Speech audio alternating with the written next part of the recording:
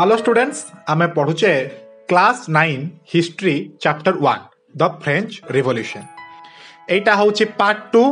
तो जो माने पार्ट 1 देखि नाहंती से माने प्रथमे पार्ट 1 देखि सारंतो तापरे ए पार्ट 2 टा देखिबे।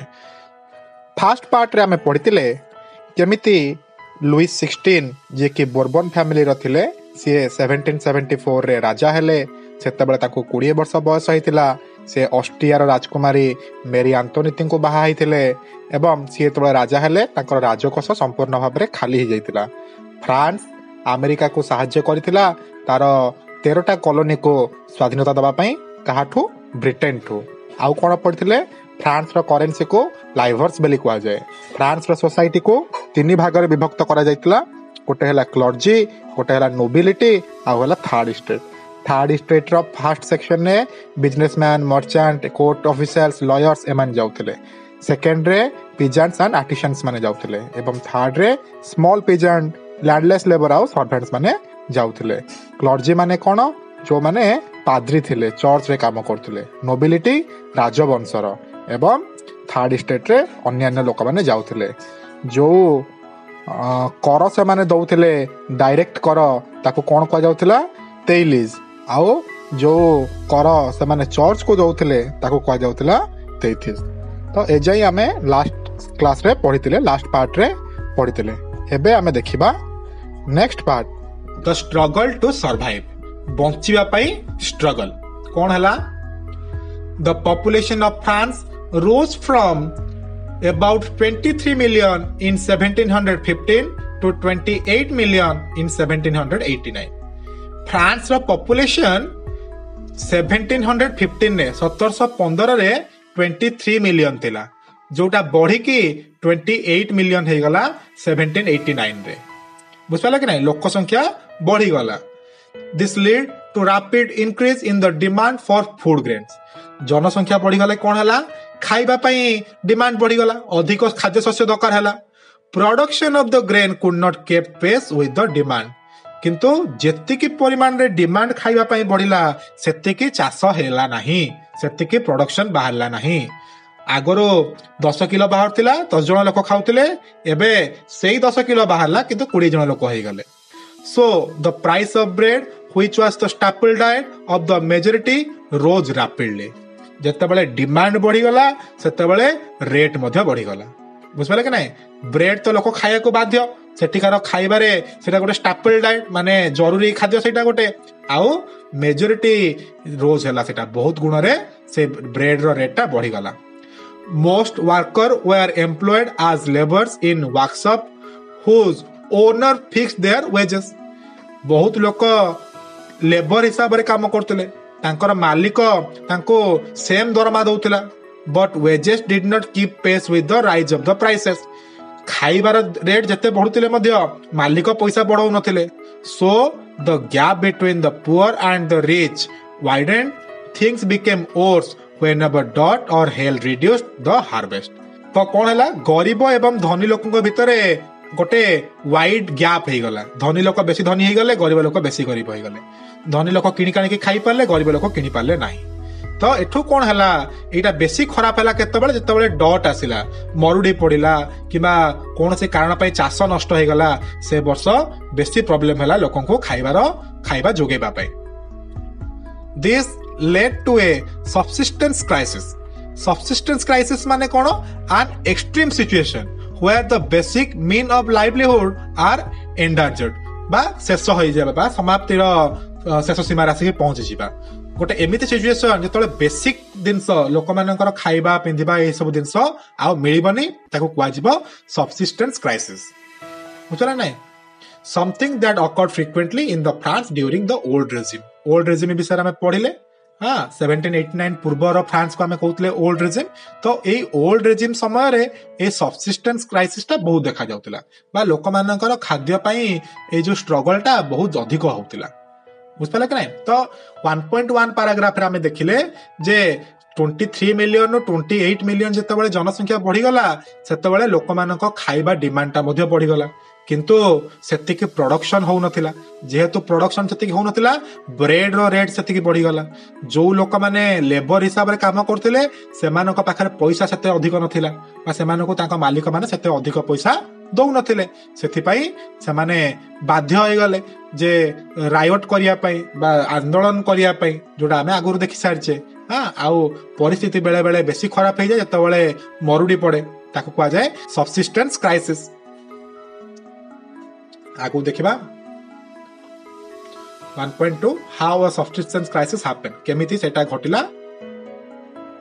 एडी चित्र देइछि एठी किछिटा fill in the blank in the box in figure 4 with the appropriate terms among the following ए जो टर्म्स गुड़ा देइछि food riot scarcity of brain increase of number of death rising food prices हां weaker bodies ए गुड़ा को ए box भितर रखी के तमे ए फिलिंग द ब्लैंक्स बलिया एटा पूर्ण करो हां देखो जेमते कि एटी मु कहला बैड हार्वेस्ट हला चाष कम हला तापर कोन हबो स्कार्सिटी ऑफ गेन हां शस्यर कम परिमाण तो ए बॉक्स लेखा हबो स्कार्सिटी ऑफ गेन तापर लेखा हबो राइजिंग फूड प्राइसेस जेतेबेले ग्रेन रो स्कार्सिटी आसिला फूड प्राइसेस एठी राइज हे जिवो हां the poorer can no longer buy bread जेतेबेले राइज हे गला पैसा बढ़ी गला गरीब लोक माने किनि परिबे नै सेठो कोन कोन पॉसिबिलिटी आसीबो नंबर ऑफ डेथ बढ़ी जाई पारे हां किबा वीकर बॉडीज से माने तले खाई पारले नै से मानकर डेथ रेट बढ़ी जिवो किबा से मानकर बॉडी वीक हे जिवो जदि बॉडी वीक हे गला से मानको डिजीज हबो रोग हबो हां तो एई भली भाबरे एटा पूर्ण करा जिवो तमे निजे खाता रे एटा पूरा भल भाबरे फिल अप करके ताको बुझो जे केमिति सबसिस्टेंस क्राइसिस ता काम करे 1.3 कहला a growing middle class envisages an end to privilege middle class जेतबेले ग्रो कले मिडिल क्लास माने पुअर अछंती आ रिच अछंती तांको मझिया मझी जो लोक जो माने पूरा पुअर नहंती कि पूरा धनी नहंती से माने मिडिल क्लास हां सेही मिडिल क्लास जेतबेले ग्रो कले हां आउ तांकर प्रिविलेज गुडा को केमिति भाबरे क्लर्जी मानकर नोबिलिटी मानकर जो बर्थ राइट सब थिला केमिति भाबरे सेटा को लोप पाइला हमें देखिबा in the past peasants and worker had participated in revolt against increasing taxes and sports scarcity peasants माने बा चासी माने एवं वर्कर माने रायट कले बा रिवोल्ट कले कहा पई जे जो टैक्स वृद्धि हला आ जो खाइबा कम मिलला ता अगेंस्ट रे से माने विद्रोह स्टार्ट कले but they lacked the means and program to carry out full scale measures that would bring about a change in the social and economic order. This was left to those groups within the third estate who had become prosperous and had access to education and new ideas. देखो से माने विद्रोह तो कले पिजान्स माने workers माने जेहेतु से मानक पाखर सेतिके संबळ नथिला से मानक पाखर सेतिके ज्ञान नथिला तो से ताकर एम जाई से माने पहुंची पाले नाही किंतु ये जो थर्ड स्टेट रो जो धनी श्रेणी रो लोक माने थिले जो माने बिजनेस क्लास थिले हां मर्चेंट्स माने थिले से माने एई समय किछरा सुविधा पाइले हां एजुकेशन रो हां सुविधा सब से माने पाइले the 18th century witnessed the emergence of social groups 18th century कोन हला सोशल ग्रुप गुडा को एमर्ज हे गले टर्म द मिडिल क्लास जो अन्य अन्य वर्ग थिला सोशल ग्रुप गुडा थिला समान सब मिसी गले आ ताको कुआ गला middle class who earned their wealth through an expanding overseas trades and from the manufacture of goods such as woolen and silk textile that they were exported or brought by the richer member of the society. तो पहला middle class जो 18th century रे जो भिन्न भिन्न social group थिला से माने मिसिकी गोटे मिडिल क्लास ग्रुप तयारी कले हां आउ से माने पैसा उपार्जन करबा स्टार्ट कले केमिति एक्सपैंडिंग ओवरसीज ट्रेड देशरू बाहर को जाइए से बिक्री बटा कले आउ मैन्युफैक्चरिंग कले तैयारी कले नुआ नुआ जिनस तैयारी कले कौन कौन तैयारी कले जेमति कि वुलेन आउ सिल्क रो टेक्सटाइल तैयारी कले एई गुडा को कौन कले नेकी से माने ताको एक्सपोर्ट कले बाहर को बिक्री करबा को नेले नहले धनी लोक मानन को बिक्री कले तो सेथरो ताकर income बढ़िला In addition to merchants and manufacturers, the third estate include professions such as lawyers or administrative officials. खाली जे समस्त बिजनेस कले सेमिति नाही केते जण लॉयर हेले वकील हेले आ एडमिनिस्ट्रेटिव ऑफिशियल्स हेले हां ऑफिसर्स मध्ये के जण बनेले all of these were educated and believed that no group in society should be privileged by birth. जेहेतु एमान सब पाठ पढ़िले एजुकेटेड लोक थिले सेमाने विश्वास करथिले जे काहाको भी जन्म पाई अधिकार मिलिया कथा नुहे।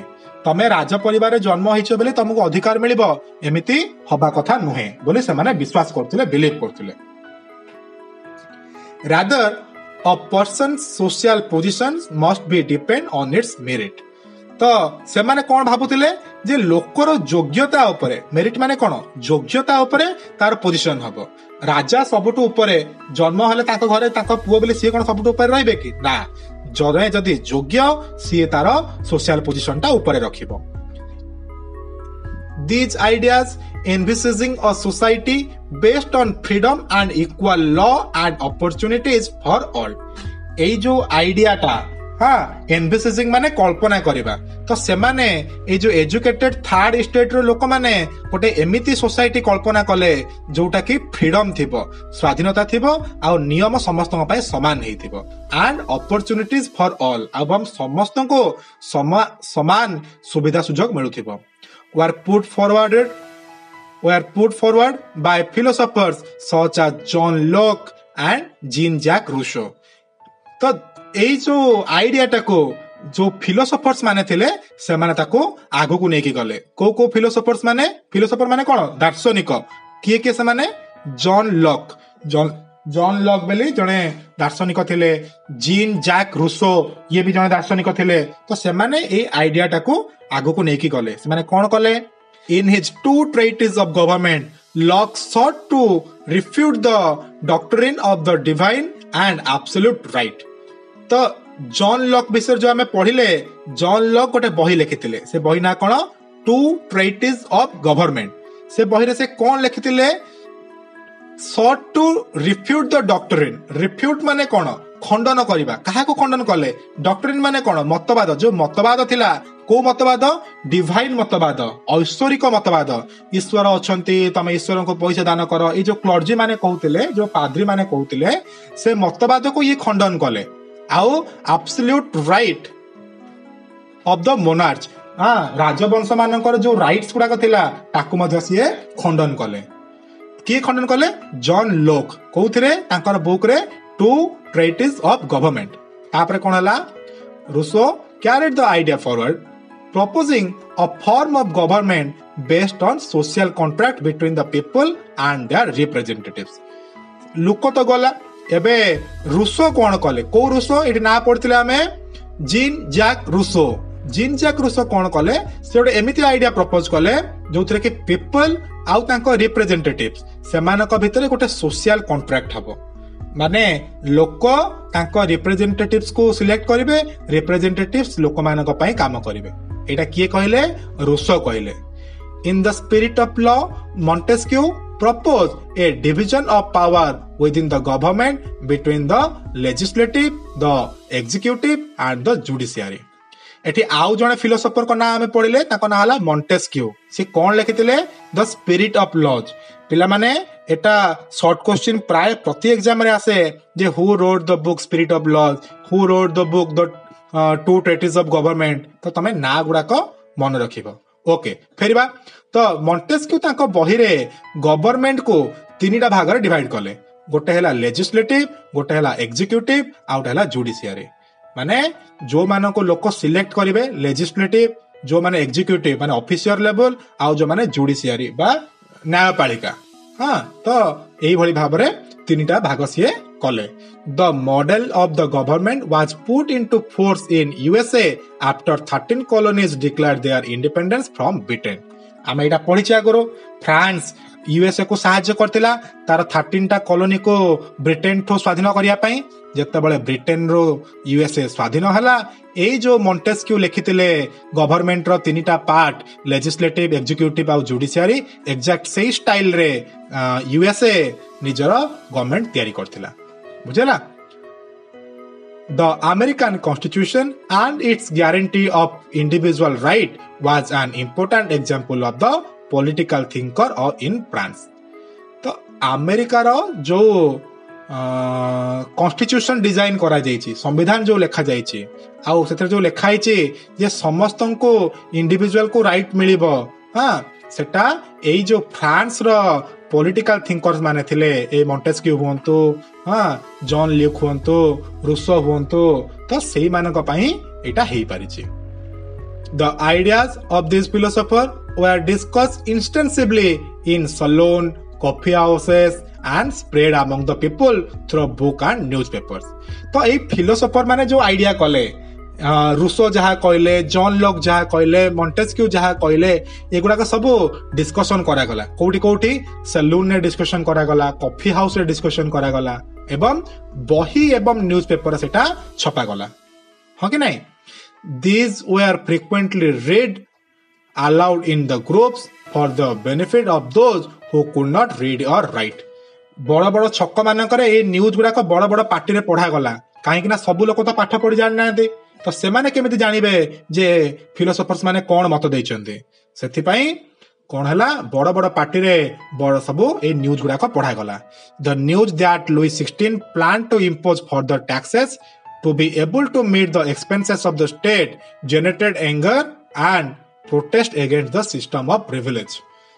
लोक माने जानिया को पाइले जे लुई 16 पुणी थरे कर बढ़ाया पई जाउछंती तांकर खर्च को मीट करिया पई सेति पई तांकर राग लोक मान को राग बेसी बढ़ी गला एवं सी राजा को विरोध रे विद्रोह स्टार्ट कले तो ये थिला हमर पार्ट 2 जो थरे आमे फ्रांस रिवोल्यूशन विषय रे किछिटा विषय जानिले नेक्स्ट पार्ट रे आमे the outbreak of the revolution start करिबा तमु किछि डाउट थिले तमे मते पचारि पारिबो एवं मु तमर क्वेश्चन नो आंसर सहज भाषा रे बुझाई देबे रहुछि आजि पई एतिकी थैंक यू।